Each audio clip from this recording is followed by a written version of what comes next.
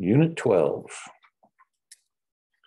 In section 11, we treated light as if it always follows straight lines, except when it hits a boundary between one material and another. At that boundary, it could be reflected or refracted, so you get a little kink in its path that way. But we didn't get into anything that involves the wave nature of light. And that's what we're going to look at here in section 12. But actually, all of this stuff applies to any kind of wave. It doesn't necessarily have to be light. And I started out in an example with some sound waves, actually. So you have here some sort of a source of an electronic signal, which is driving two loudspeakers. If the same signal is driving both speakers, that means they'll be synchronized with each other as they vibrate. When a crest is leaving one speaker, a crest leaves the other speaker. When a trough leaves one speaker, trough leaves the other speaker. It makes them what are called coherent sources.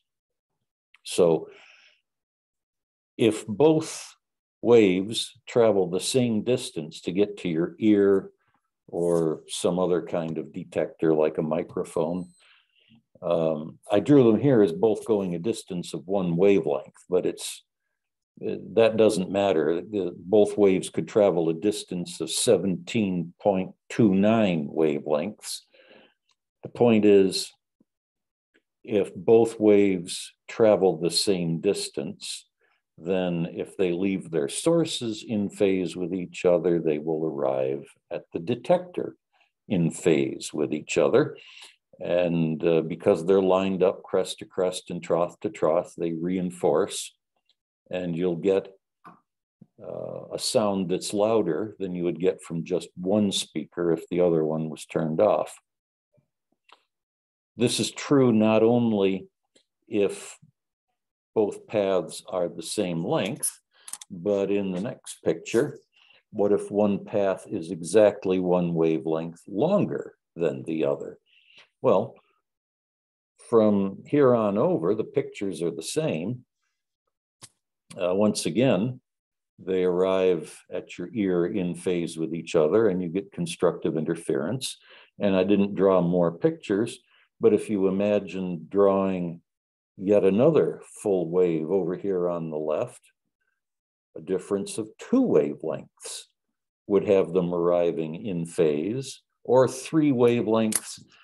Anytime the difference between the two paths is a whole number of wavelengths, you get constructive interference. And again, it's not the length of the paths themselves that matters. It's what do you get when you subtract the length of one path minus the length of the other path. That's a whole number of wavelengths. Then you get reinforcement. On the other hand, what if the difference between the two paths is half a wavelength? Well, then that half a wavelength, as it illustrates here, that half a wavelength throws them out of step with each other, so that now waves that leave the sources in phase with each other arrive at your ear out of phase. So, you know, crest to trough, a little while later, trough to crest. And now they cancel each other instead of reinforcing. The superposition principle says, add what the one wave is trying to do to what the other wave is trying to do.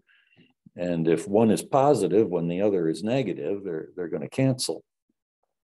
This will be true not only if the path difference is half a wavelength, but if you take the picture that's here, and if you were to draw another full wave on the left-hand side of it so that the speaker was over here somewhere, 1.5 wavelengths further to the left than the other speaker, then that would give you waves that are out of phase over at the ear also, or 2.5.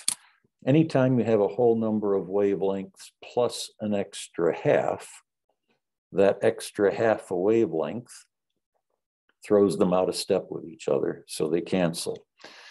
So condensing it down into a little formula, if m is some whole number, m equals 0, or m equals 1, or m equals 2, then if the difference in length between the two paths is m times lambda, you get constructive interference. In the case of sound, that would make it loud.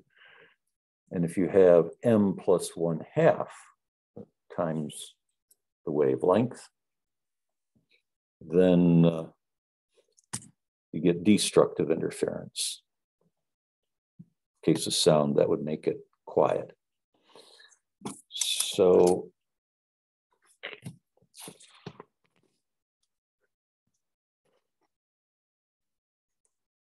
getting coherent sources of sound is pretty straightforward, you know, two speakers driven by the same signal, like I was saying.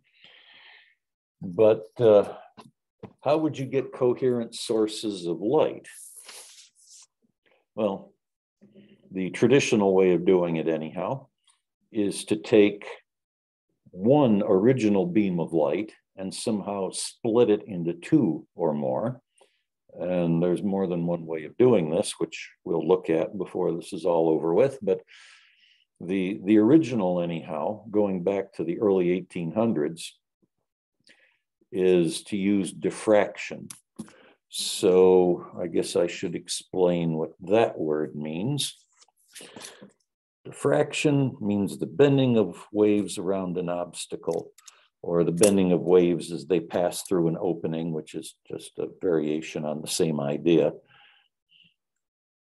This is one of the distinctive things that makes waves different than particles. If I wanted to, if I've got a piece of chewing gum in my mouth and I spit it out, there's no way I can get it to hit you if I've got my back to you. That would be a good trick. But if I have my back to you, you can hear me talking, because the waves come out of my mouth and they spread around in all directions. Now, here in this room, a significant part of that is that you get reflection off the wall if I've got my back to you. But even if we're standing out in the middle of a hayfield somewhere and I've got my back to you, where there's going to be no reflections to bounce sound in your direction, you can still hear me, because the sound comes out of my mouth and spreads out and goes in all directions. And that's an example of diffraction. So what if, and this kind of continues on the top of the next page. Maybe while I'm turning the page, I ought to give a little historical background. If you go back into the 16 and 1700s, there were two schools of thought about the nature of light. One of the reasons physics is a more settled science than something like economics or psychology is just simply that it's been around longer. Today you hear about economists with different schools of thought, but you don't really think of that too much with physics. Well, that's pretty good right there, I guess. But the more widely held point of view was that light was a stream of particles, that just as matter is made up of atoms, light would be made up of some sort of light atoms, some sort of light particles also. One of the reasons this was such a popular point of view was just simply the personal authority of Isaac Newton, because this is the way he looked at things. But there were also a significant people, most notably a guy named Christian Huygens, who felt that light was a wave instead, something like the waves you would see on a pond if you threw a stone into it. Well, it gets to be, I forget the exact year, it was like 1802 or 1804. And this guy named Thomas Young comes along. and figures out how to settle the matter, because waves diffract and particles don't, okay? This was the good old days in physics, you know, where you could do really important fundamental research, basically with stuff you had laying around the house, as opposed to needing a team of hundreds of scientists and a budget in the billions of dollars to build some device that's miles around. And physics research has gotten pretty far removed from daily experience today, because all the daily experience stuff has been done, or most of it anyhow. Once in a while, somebody finds something interesting.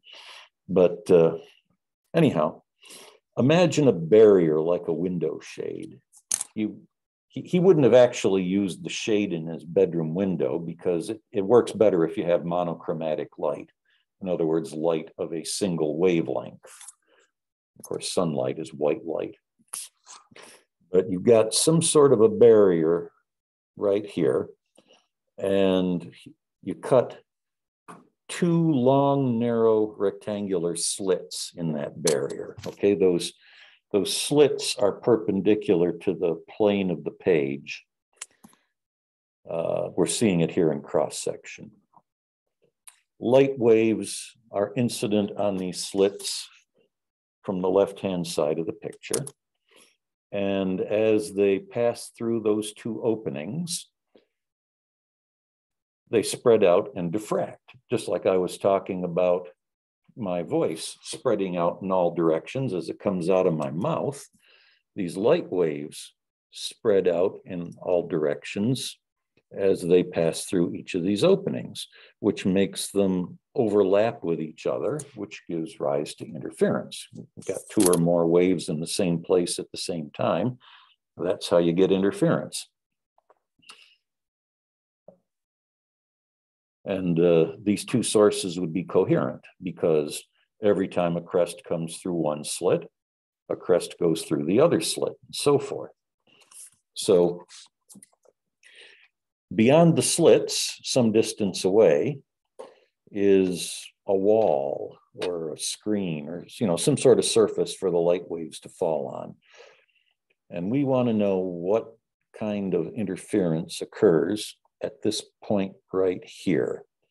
Well, as I was saying on the previous page, that depends on how the length of the one path compares to the length of the other path. You subtract them, and if the difference is a whole number of wavelengths, you'll get constructive interference. If you get a whole number of wavelengths plus an extra half, the extra half throws them out a step, and the screen would be dark in those places, okay?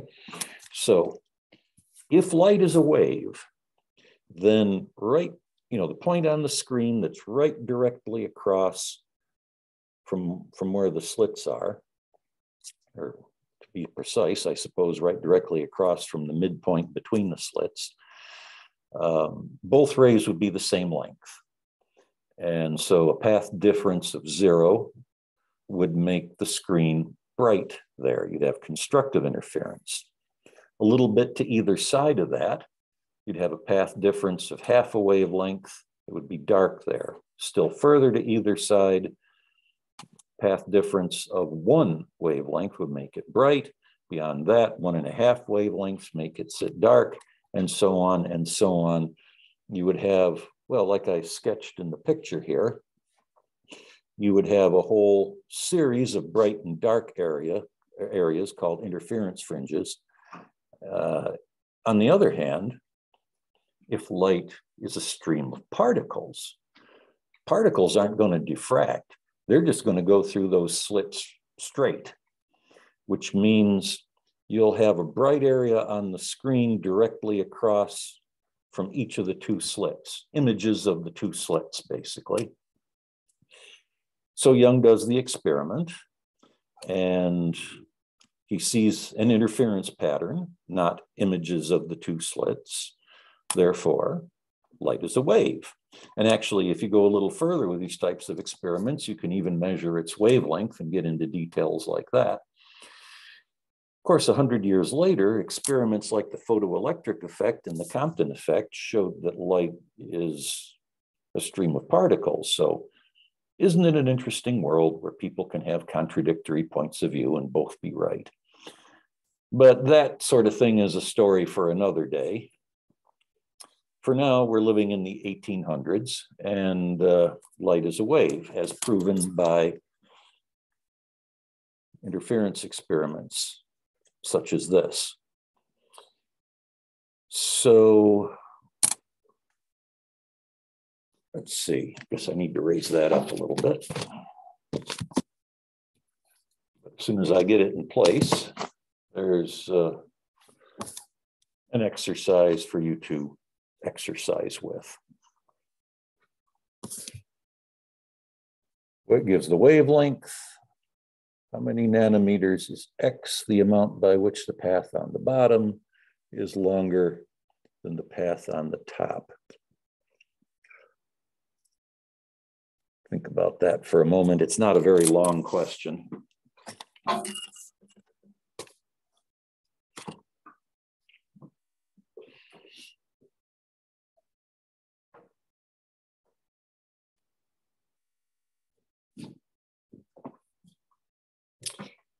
Okay, the answer you should have come out with is 750 nanometers. There isn't that much to this. I guess maybe I don't need to swing the camera around and write it out. I'll just point at stuff and explain it. I think the thing to do here. So this goes back to what it said on the previous page about how you get constructive interference. Well, let's first of all look at this. X is this path difference I was talking about. It's labeled on the diagram that the length of this top ray is equal to the length of the part of the bottom ray from here on over. Okay, so it's like this part of it here makes an isosceles triangle, and X is the amount that the bottom ray is longer than the top ray by. So the reason you have constructive interference right here in the middle is because X equals 0. Okay, both rays are the same length. So like it said on the previous page, constructive interference when the difference between the paths is m times lambda, m in this case right here, m equals 0.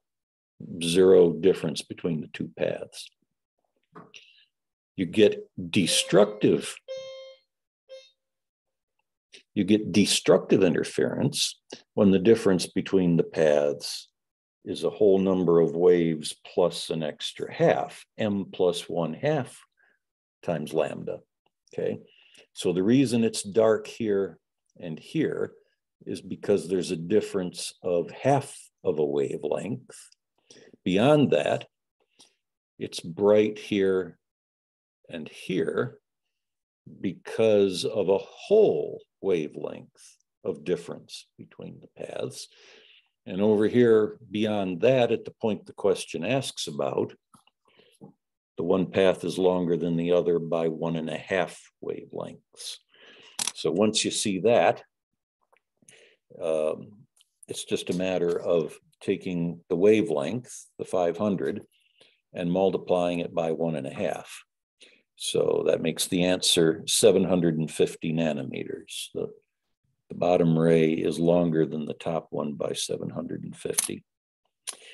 And we're going to leave it there for today and pick it up next time from there.